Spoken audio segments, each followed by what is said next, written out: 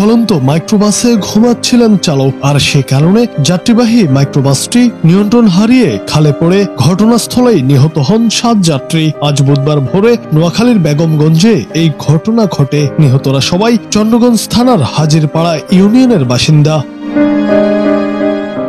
জানা গেছে, মাইক্রোবাসটিতে চালক সহ 11 জন ছিলেন। এর মধ্যে দুর্ঘটনার পর চালক সহ 4 জন বের হয়ে যান। অন্য 7 যাত্রী ভেতরে আটকা পড়েন এবং মারা যান। নিহত ব্যক্তিরা মাইক্রোবাসের পেছনের সিটগুলোতে ছিলেন। স্থানীয় ও পুলিশ সূত্রে জানা গেছে, তারা সবাই ওমান প্রবাসী এক ব্যক্তিকে আনতে ঢাকায় গিয়েছিলেন। বিমানবন্দর থেকে ফেরার পথে তারা 2টি মাইক্রোবাসে করে লক্ষ্মীপুরের দিকে ফিরছিলেন।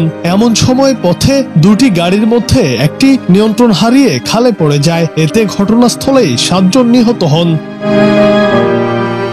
পুলিশের ধারণা, চালক ঘুমিয়ে পড়ায় গাড়িটি নিয়ন্ত্রণ হারিয়ে খালে পড়ে যায়। কয়েকজন বের হতে পারলেও 7 জন ভেতরে আটকা পড়ে মারা যান।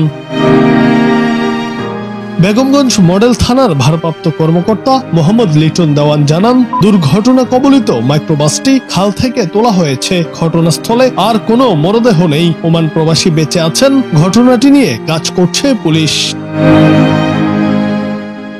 জুনায়েদ আহমেদ, বাংলা টিভি।